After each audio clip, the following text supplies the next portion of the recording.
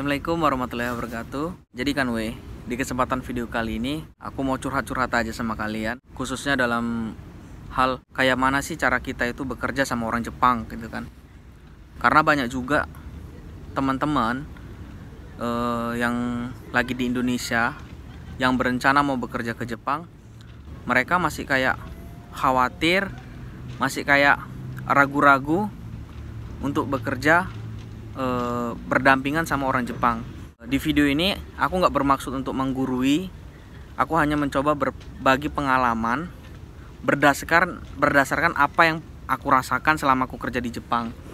Jadi bisa jadi untuk gambaran untuk teman-teman semua, terkhusus yang mau berangkat ke Jepang. Ambil positifnya, kalau ada negatifnya kita perbaiki sama-sama, kita diskusikan di kolom komentar. Dan untuk para senpai tachi yang mungkin nonton videoku ini, kita saling berbagi info. Kali aja apa yang aku rasakan senpai tachi rasakan juga. Dan aku mohon kepada semua senpai tachi untuk bisa mencarikan solusinya kalau apa yang aku bilang ini mungkin gak cocok di hati para senpai tachi. Jadi langsung to the point ke temanya. Aku juga dulu awalnya waktu mau berangkat kerja ke Jepang itu memang agak khawatir, itu ada yang mana image yang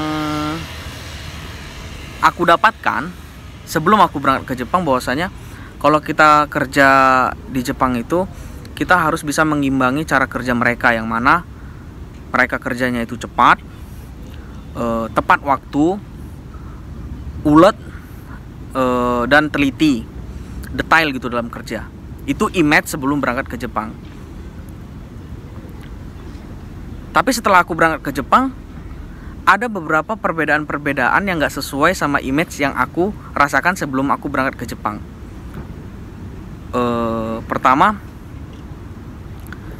mau kerja dimanapun kita, mungkin bahkan mau di negara manapun kita bekerja, yang namanya manusia otak sengklek, yang namanya manusia yang jalan pikirnya itu nggak sesuai sama kita, bahkan terlihat aneh, itu pasti ada aja, mau dimanapun kita bekerja.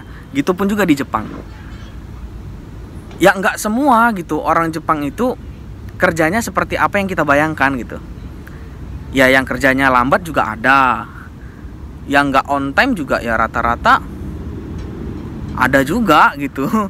Yang dalam artian kerja jam 8, datangnya jam 7 kurang 10, jam 7. Kalau bahasa Jepangnya giri-giri, yang kayak gitu juga ada. Tapi memang mayoritas mereka terkenal kerjanya cepat gitu. Tapi fakta di lapangan ya,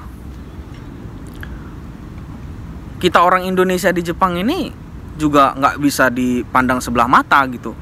Karena curhatan dari teman-temanku di beberapa panti di Jepang juga, bahkan tempat kerja di Jepang juga, bahkan kita orang Indonesia ini termasuk salah satu yang kategorinya kerjanya itu cepat gitu. Oke lah kalau dalam hal mungkin menulis laporan, dalam hal bahasa kita mungkin sedikit terbata-bata dibandingkan mereka, wajar. Ini kan bahasa mereka gitu, bahasa ibu mereka bisa dibilang gitu kan. Dari mereka kecil udah memang ini bahasanya, jadi wajar mereka lebih cepat dari kita. Tapi kalau dalam hal kerja, contoh kayak kami di bidang perawat lansia, bahkan di pantiku yang sekarang mereka mengakuin gitu, kalian yang orang Indonesia itu kok kerjanya cepet banget ya, kata dia gitu. Dan mereka mengakuin itu gitu, mereka sendiri heran gitu. Itu termasuk kebanggaan buat kita gitu. Jadi untuk teman-teman yang bakal kerja ke Jepang, nggak perlu khawatir, nggak perlu was-was kalau mau kerja ke Jepang. Ya yang penting kalau kita udah beradaptasi sama kerjaan kita, biasanya itu 3 bulan setelah bekerja kita udah tahu apa yang mau kita kerjakan, kita bisa mengimbangi kecepatan kerja mereka, itu bisa. Tapi cepat, rapi ya, jangan cepat tapi berantakan ya. Bisa, nggak usah takut. Sama aja sih sebenarnya. Cuma satu tips dari aku, mungkin ini nggak orang Jepang aja, mungkin orang Indonesia juga sama sih. Tips untuk teman-teman, apalagi kita kan terhalang bahasa ya. Orang Jepang itu paling nggak suka, kalau kita nggak tahu tapi sok tahu gitu. Orang itu nanya, kau udah mengerti? Dengan cepatnya kita bilang mengerti, paham, tapi pas kita kerjakan salah. Itu mereka paling nggak suka itu. Mereka paling nggak suka. Jadi bagus kalau memang kita belum paham, bilang belum paham. Kalau kita belum mengerti, bilang belum mengerti, tanyakan aja gitu. Nggak, di sini nggak ada itu kata-kata kayak malu bertanya sesat di jalan, kebanyakan nanya goblok gitu. Itu nggak ada. Bagus lebih baik nanya daripada salah gitu. Ya salah sekali-sekali boleh lah, namanya lagi tahap belajar. Tapi kalau keseringan kan aneh gitu. Jadi kalau memang belum paham, belum mengerti, bilang aja belum mengerti, tanyakan gitu sampai kita mengerti. Jangan nggak tahu sok tahu dikerjakan salah, mereka paling marah itu. Tapi berdasarkan pengalamanku, marahnya orang sini itu yang buat aku kagum sih. Hari ini mereka mungkin mencui kita, marah sama kita hari ini. Ya selesainya hari ini aja gitu. Besok-besoknya mereka ya udah ekspresinya udah biasa aja gitu. Yang kemarin ya kemarin gitu, yang hari ini gitu. Nggak berkepanjangan gitu maksudnya marahnya gitu. Baru tips lagi kalau bekerja sama orang Jepang itu waktu sih ya, memang orang tuh terkesan giri-giri, tapi kalau bisa jangan sampai lewat waktu gitu. Mereka itu paling nggak bisa, ya apa dibilang, nggak bisa mengampuni atau apa sih bilangnya. Andai kan masuk jam 8, kalau bisa sebelum jam 8 kita udah di tempat kerja gitu. Jangan sampai kita masuk jam 8, kita datangnya jam 8.15, jam 8.20, itu mereka paling nggak suka itu. Giri-giri boleh, giri-giri dalam hasil kita datangnya itu dekat-dekat gitu, mau jam masuk boleh, tapi jangan sampai lewat gitu loh. Memang betul mereka sangat menghargai waktu gitu. Itu sih. Baru kalau yang lainnya mungkin ya nanti dengan berjalannya waktu teman-teman juga bisa belajar bagaimana bekerja sama mereka. Intinya komunikasi, yang nggak tahu ditanyakan. Itu sih yang paling fatal itu kalau menurutku. Nggak tahu ditanya, paham, ngerti, dan sok tahu pas kerjakan salah. Itu jangan sampai sih, nanti image kita jadi jelek gitu.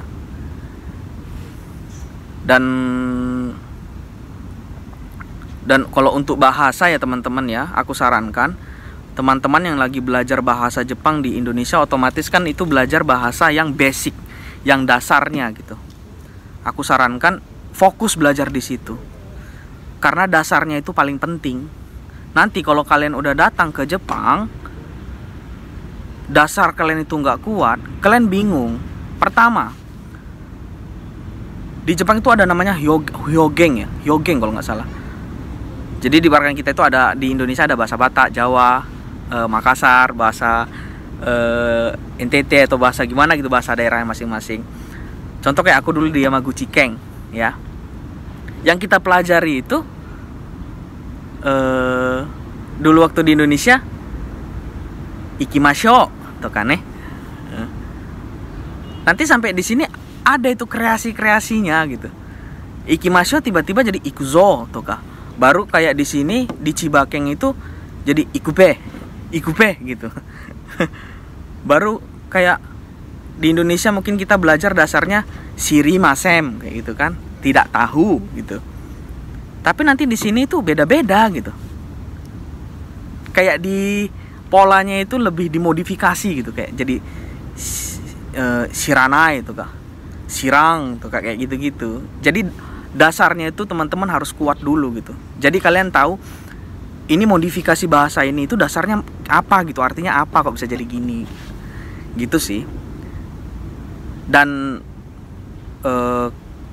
masukan-masukan ataupun gosip-gosip dari senpai-senpai yang dulu aku dapatkan sebelum berangkat ke Jepang itu terbukti gitu. Nanti waktu kita udah sampai di Jepang, itu bahasa-bahasa formal yang kita pelajari itu biasanya hanya dipakai untuk pasien gitu. Kalau sama untuk teman-teman kerja atau gimana, biasanya orang tuh jarang pakai gitu. Kayak watashi itu mereka jarang pakai. Di sini banyak orang pakai ore gitu. Tapi kita jangan ngikutin ya. Ini kan kampung halaman orang itu. Kita tetap watasi aja. Yang kita yang tene-tene aja lah. Orang itu bisa pakai ore, kimi gitu, kamu gitu, ore, saya. Gitu sih. Baru untuk tips kerja selanjutnya, saran aku untuk teman-teman kalau udah kerja di Jepang, kalau umpamanya kalian gimana ya, umpamanya kayak aku dulu aku nggak merasa buat kesalahan, tapi aku dituduh buat kesalahan gitu. Kalian itu jangan coba-coba untuk melawan, apalagi membangkang gitu. Maksudnya dalam artian masalahnya masalah kecil ya. Kayak aku dulu, contoh pernah kejadian, ada pasien pagi-pagi itu kan, tai matanya itu udah ku bersihkan gitu. Tapi tiba-tiba leaderku pagi-pagi dicek lagi, kok tai matanya belum ada gitu kan. Aku kan ngerasa udah ku bersihkan, tapi tiba-tiba dia ngecek ada gitu. Jadi dia nuduh aku bahwasanya aku nggak membersihkan tai mata pasien waktu pagi-pagi gitu. Nah, hal kecil kayak gitu kalian jangan lawan gitu loh. Itu leader kalian gitu. Kalian langsung bilang aja, sumimasen, maaf, mata kiotsuke mas gitu aja. Lain kali aku hati-hati, benkyou ni narimashita, jadi pembelajaran buatku. Udah gitu aja. Jangan kalian lawan. Nanti kalau kalian lawan, image kalian jadi jelek gitu loh. Itu saran dari aku sih, dan itu masukan dari para senpai juga gitu. Kalau hal-hal kecil seperti itu, kalian nggak usah sok-sok berdebat gitu. Selagi itu masih hal kecil yang kira-kira masih bisa kira-kira dikompromikan, gimana sih bahasanya, udah sumimasen aja gitu. Nggak usah sok keras gitu maksudnya. Nanti image kalian yang jelek gitu. Kecuali memang udah fatal banget ya, udah menyentuh harga diri gitu. Itu kalian mau tak mau harus berdebat dong kayak gitu ya. Tapi kalau masih hal-hal kira-kira yang sepele, udah nggak usah ambil repot gitu. Sumimasen aja, benkyou narimashita, udah gitu aja. Gitu. Hindari perdebatan lah gitu. Kecuali udah fatal, itu enggak. Kita harus membela diri dong gitu. Itu sih. Sama ya, kalau bisa kerja itu jangan perhitungan lah. Kalau bisa mereka itu sampai segen sama kita gitu, karena kita itu bisa lebih rajin dari mereka, kita bisa lebih cepat dari mereka, kita bisa lebih detail dari mereka gitu. Karena ingat, kita kerja di negara orang ini membawa nama besar negara kita gitu. Jadi kalau bisa mereka sampai segen, sampai image negara kita bagus gitu. Wah, orang Indonesia kerjanya cepat ya. Wah, orang Indonesia itu kerjanya teliti ya, rajin, rapi, sampai kayak gitu. Jangan perhitungan kali lah sama kerjaan.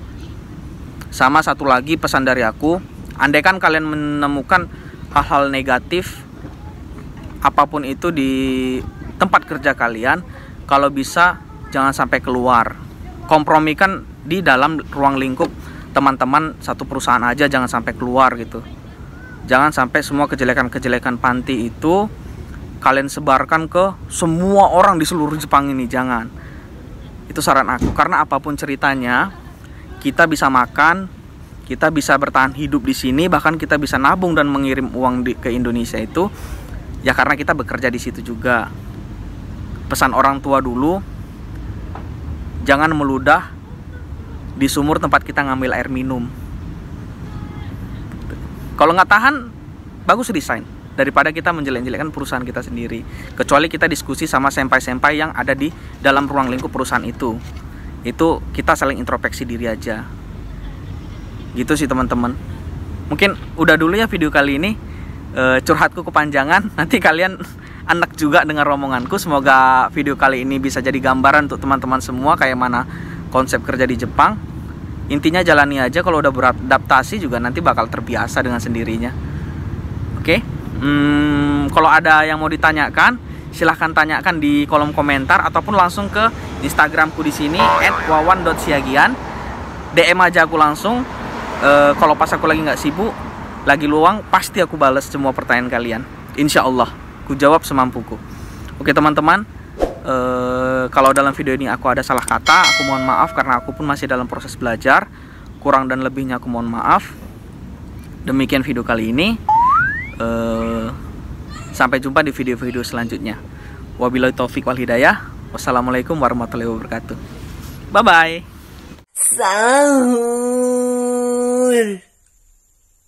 Sahur.